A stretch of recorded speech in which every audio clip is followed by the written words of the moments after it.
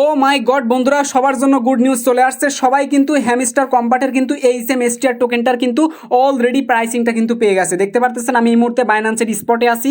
স্পটে আসার পর জাস্ট এইচএম এসটিআর উপর ক্লিক করে দিলাম। দেখেন 281 আমার কাছে কিন্তু হচ্ছে কত রয়েছে, 281 কিন্তু হচ্ছে হ্যামস্টার কম্বাটের টোকেনটা কিন্তু রয়েছে এইচএম এসটিআর।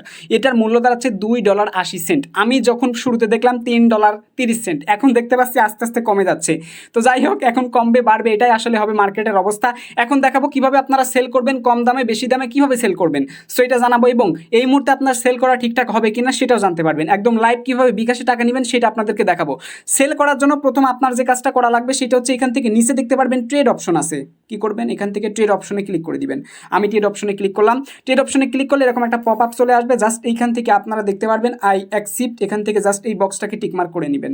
সো তারপর এখানে অনেকগুলো নিয়ম নীতিমালা আছে, জাস্ট এখান থেকে সব ইয়েস দিয়ে দিবেন, ব্যাস ইয়েস দিয়ে দিবেন, ব্যাস ইয়েস দিয়ে দিবেন। তো দেওয়ার পরে এখান থেকে জাস্ট আপনি কনফার্মে ক্লিক করে দিবেন।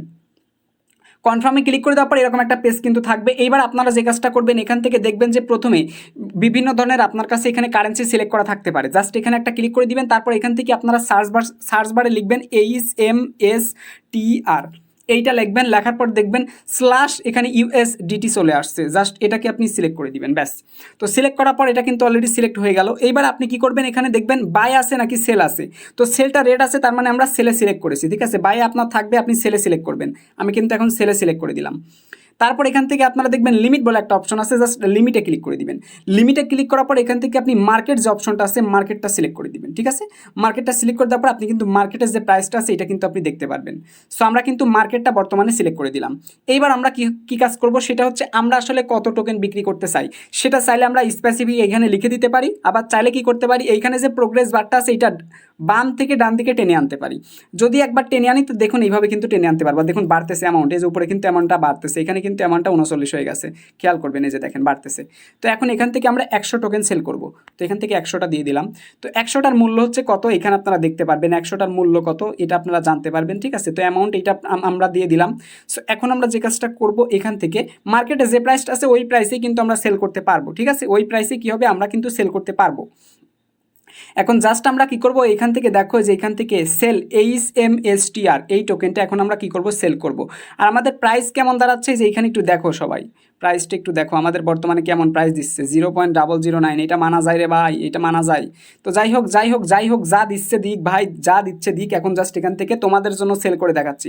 তো সেল করলাম। তারপর এখান থেকে আমরা জাস্ট কি করব, দেখো যে হাইট আছে, এটাকে জাস্ট আমরা হাইট পপ আপটাকে আমরা জাস্ট টিকমার্ক দিয়ে এখান থেকে ট্রাই কনভার্টে ক্লিক করে দিব। ট্রাই কনভার্টে ক্লিক করে দেওয়ার পর দেখতে পারবা এমন একটা ইন্টারফেস কিন্তু থাকবে। দেখো এখান থেকে কিন্তু আমরা কি করতেছি, এটা কিন্তু সেল করব, ঠিক আছে। তো এখান থেকে সেমভাবে আমরা কি করব, আবার এখানে সিলেক্ট করে দিব। সিলেক্ট করে দেওয়ার পর আমরা HMSTRটা দিব, তারপরে M, তারপর STR। সো এখানে সিলেক্ট করে একটু সার্চ করে নিব। তো এইখানে একটা জিনিস ক্লিয়ার করে বলি ভাই, এখানে যদি আমরা সেল করতে যাই তাহলে মিনিমাম আমাদের যে পরিমাণ টোকেন আছে এই টোকেনটা অনুযায়ী আমাদের $5 কিন্তু হওয়া লাগবে। তো যেহেতু আমার এইখানে দেখেন, আমি যদি এখান থেকে সেল HMSTR ক্লিক করে দিই তাহলে আমার এখানে দেখাচ্ছে total order value should be more than 5 USDT। তো 5 USDT সমপরিমাণ টোকেন না হয় আমি সেল করতে পারছি না। সো এই হলো বিষয়। তো যাদের কম টোকেন আছে এখন রেখে দেওয়া ছাড়া উপায় নাই, ঠিক আছে। তো এখানে জাস্ট আপনি সেলে ক্লিক করলে ইনস্ট্যান্ট আপনার সেল হয়ে যাবে। সেল হওয়ার পর ওয়ালেটে আসলে আপনি দেখতে পারবেন USDT-তে কিন্তু ডলারটা চলে আসছে। ওকে, সো এবার যদি আপনি বিকাশে টাকা পয়সা নিতে চান তো কী করা লাগবে, আপনার এই ডলারটাকে ট্রান্সফার করে আপনি ফান্ডিংয়ে আনবেন, ঠিক আছে। স্পটে ক্লিক করবেন, স্পটে ক্লিক করে ট্রান্সফার পাবেন, ট্রান্সফারে ক্লিক করে দিবেন। ট্রান্সফারে ক্লিক করে দেওয়ার পর এখান থেকে আপনারা ফান্ডিংটা সিলেক্ট করা থাকবে, স্পট ওয়ালেটটা দেওয়া থাকবে, যত পরিমাণ ডলার আনতে চান জাস্ট এখানে লিখে দিবেন। যে পরিমাণ টোকেন অনুযায়ী যদি ডলার হয় ডলারটা দিয়ে দিবেন। তারপর এখান থেকে আপনারা নিচে দেখতে পারবেন কনফার্ম ট্রান্সফার। জাস্ট এই কনফার্ম ট্রান্সফারে ক্লিক করে দিলে কিন্তু আপনার কী হবে, ফান্ডিংয়ে কিন্তু চলে আসবে আপনার সেই কাঙ্ক্ষিত ডলারটা। এবার ফান্ডিংয়ে আসার পর কিন্তু আপনি চাইলে ডলার বিকাশ, রকেট, নগদের মাধ্যমে বা ব্যাংকের মাধ্যমে সেল করে পকেটে আনতে পারবেন। তার জন্য কি করা লাগবে, P2P এখানে আছে, P2P-তে ক্লিক করে দিবেন। P2P-তে ক্লিক করে দেওয়ার পর এখান থেকে প্রথম কাজ হচ্ছে আপনারা কী করবেন, সেল করবেন না, সেলের উপর ক্লিক করে দিবেন।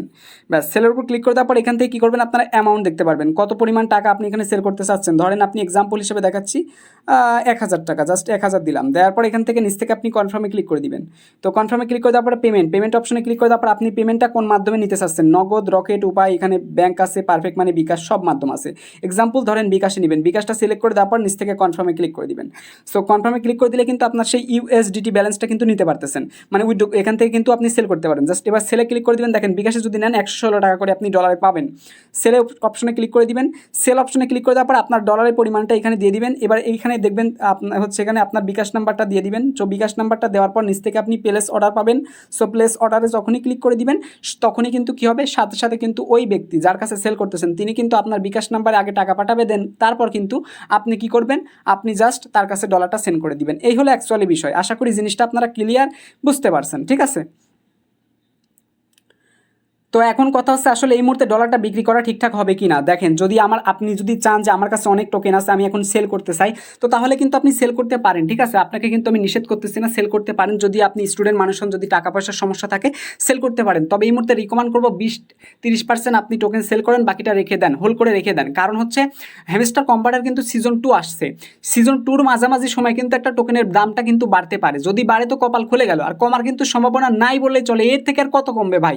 আর একটা কথা হচ্ছে সিজন 2 আছে সামনে, সিজন 2 নিয়ে ওরা একটা প্ল্যান করতেছে, যার কারণে এই টোকেনটা কিন্তু বন্ধ হবে না। সুতরাং রেখে দেন আপনারা, এটাই বুদ্ধিমানের কাজ হবে, দেখবেন খুব তাড়াতাড়ি দামটা বেড়ে যাবে। সো আমি তো বিক্রি করতেই পারতেছি না, আর আপনারাও বিক্রি যারা করতে চান তো অল্প করতে পারেন, বেশি করার দরকার নাই।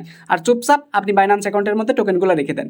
সো আশা করি জিনিসটা বুঝতে পারছেন। তো ভিডিও দেখার পর আপনার কি মন্তব্য মনে হচ্ছে তা অবশ্যই কমেন্ট বক্সে জানিয়ে দিবেন। আসলে দেখেন যেটা আপডেট আসছিল সেটাই কিন্তু আমি আপনাদের মাঝে শেয়ার করেছি, ঠিক আছে। আশা করি বুঝতে পারছেন। সেল করার একটা সহজ মাধ্যম দেখাই দিছি, জাস্ট এভাবে আপনারা বাই সেল কিন্তু করতে পারবেন নিমিশেই, চাইলে আপনি কিন্তু বাই সেল কিন্তু করতে পারবেন।